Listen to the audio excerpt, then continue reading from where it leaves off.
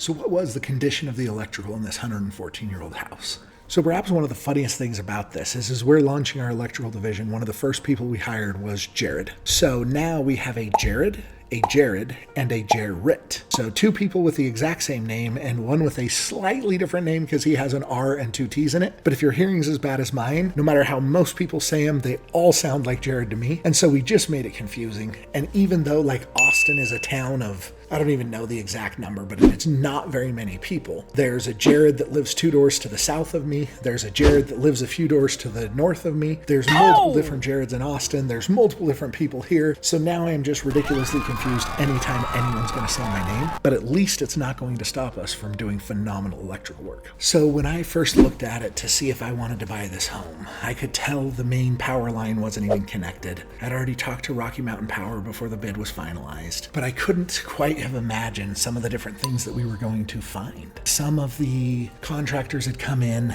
they'd done a little bit of work, but like all the lights in the house ended up being on one breaker. And that's not something you can even figure out before you have power reconnected and you can go through everything. As we started demoing some of the walls, knob and tube wiring was still left in place for some of the most important outlets. Like the most obvious spot you were going to plug a vacuum in this house was still knob and tube wiring and likely going to burn it down. You looked at the back porch, whoever did that, I don't even think could have had a handyman license. I mean, it was terrible the way the different styles of wire were wire nutted together, none of it covered or put into a junction box or anything. On the outside of a home, which is the least safe spot to remotely be doing that, it was amazing because I'd flipped houses that were built in the 70s and done different things. I never would have imagined, even though this house was 114 years old, that the electrical would not only be outdated, but be dangerous. And so it's intriguing because when you look at the different people who own this house, obviously this was owned by my great-grandpa. That's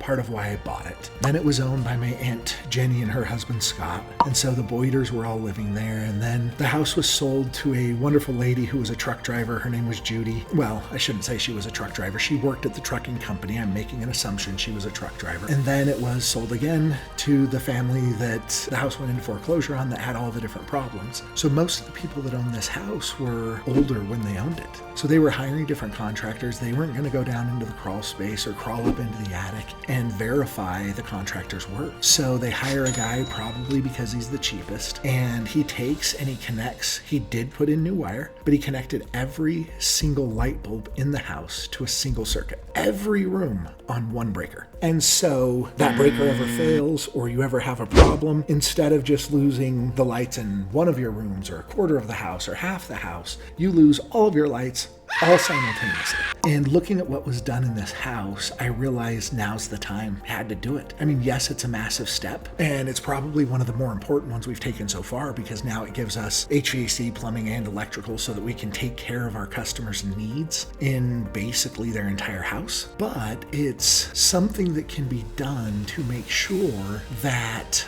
people aren't having to face these type of scenarios. Because one of the things I've prided myself on as a contractor is I train my guys better than anyone else in my personal opinion. I was a contractor for Daikin, or a factory trainer for Daikin, so I went through and passed their certification and everything else. I love providing our guys technical training.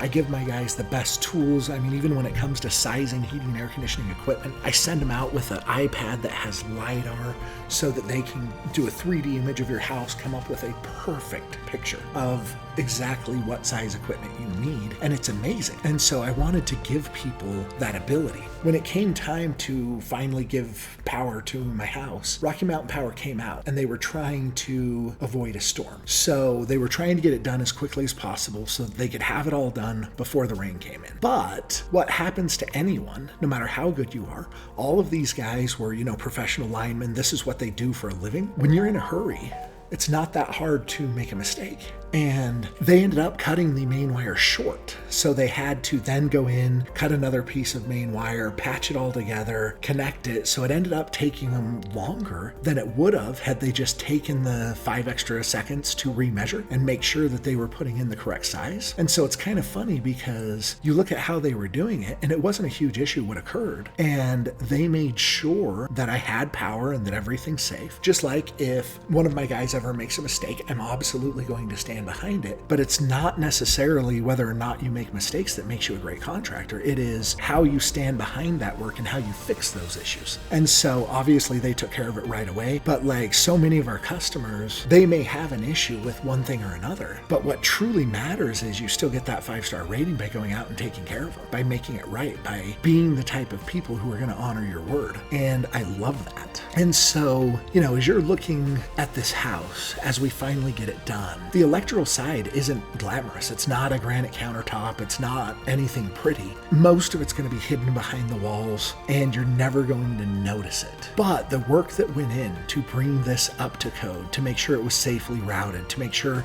all of the breakers were balanced the way that they're supposed to be, adding the outlets that needed to occur. Because I'm doing such a major update to this house, they required me to put in an outlet every 6 feet. I added in extra outlets to dedicated breakers on what will be my countertop, because I wanted to make sure I can do things like run my freeze dryer and everything else. And so it is very, very intriguing, because whether you're working on an old house, whether you are, looking at your place and what you're trying to do, make sure you're not overlooking the things that are going to be hidden behind the walls, because it's not just about keeping the lights on, it's about protecting your entire building. And so I'm proud that Healthy Water and Air at Your Service Pros is now going to be offering electrical, because we are going to be that contractor that's going to make sure we offer you how to do it right to begin with, but then we're also going to make sure if a mistake is ever made, we're going to stand behind it. So, hopefully you guys are enjoying these videos as we get this done. I am thoroughly enjoying making them and getting to know different people. And so thank you again for following along. We're going to keep sharing the journey of this house and building the farm and making all of these things work. So if you haven't already, like and subscribe and join us for what happens next.